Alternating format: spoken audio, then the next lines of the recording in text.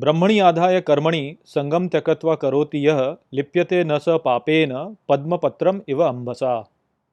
Hello friends, this is the 10th shlok of the 5th chapter of Bhagavad Gita, and today we will understand this shlok in detail. So let's first go over its meaning. So the shlok says Brahmani adhaya karmani, which means standing on Brahman to action, sangam tyakatva karoti yah, which means renouncing attachment, the one lipyate na sa papena, which means does not get entangled in sin, padmam patram iva ambhasa, which means just as water leaves lotus leaves. So in this shlok, Shri Krishna further clarifies what he mentioned or indicated to in the previous two shloks. So in the previous two shloks, Shri Krishna said that a person who is situated in yoga, who has the good understanding of his place in this universe, he always says that he is not the doer in all the actions that are performed by his body and his senses. So now Shri Krishna is clarifying that idea further, and he says that that person who is situated in yoga, he only stands in Brahma, which is the absolute Godhead through which everything has come out. So he basically knows that his situation is actually in Brahma. So he is situated in Brahma, and all the actions that are performed by his body are actually not performed by him. All the actions that are performed by his senses are not performed by him.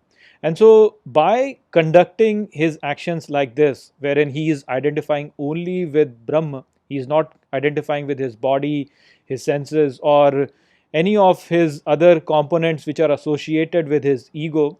In that way, whenever he performs an action, those actions do not really attach to him, and so he is free of sin. Just as when water falls on the leaves of lotus, they do not attach to the leaves of lotus, they just slide away from him. So, again, as we discussed in those previous two shloks, whenever we are performing an action in this universe, we have to realize that they are all being performed by this body and not by us. The mistake that we do is that we identify wrongly with our ego, and so we start thinking that we are our ego, we are our body, and we mistakenly think that we are the one who is performing all these actions.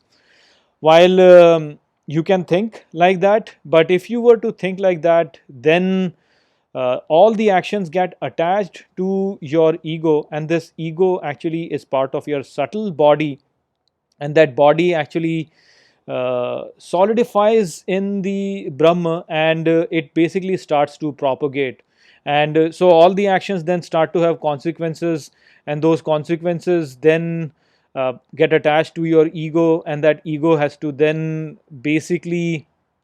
uh, basically have to then face the consequences of those actions, and so this vicious cycle of birth and death then starts. Now, on the other hand, if you realize that all these are basically just senses, they are not really you, you actually are Satchidanand, which is Atma, which is actually Brahma, then what happens is that these things, they do not really attach to you.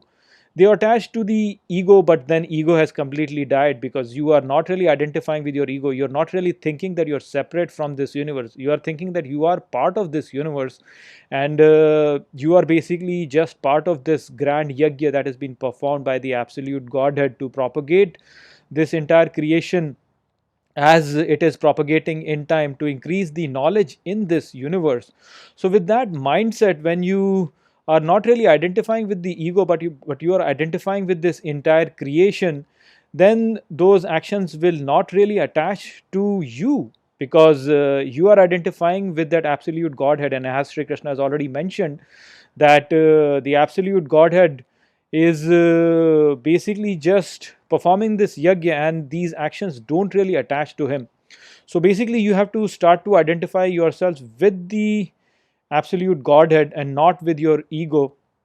And in that situation, you are standing in Brahma. and you're not really attaching to the actions, and then you can perform any sort of actions, you know, any sort of action can be performed in that situation, but it will not attach to you. So this is a very subtle message, and further clarification is needed to this, and Shri Krishna is going to be providing further clarification in the next shlok.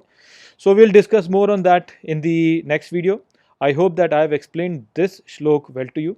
With that, I will close this video. I will see you all in the next video. Take care.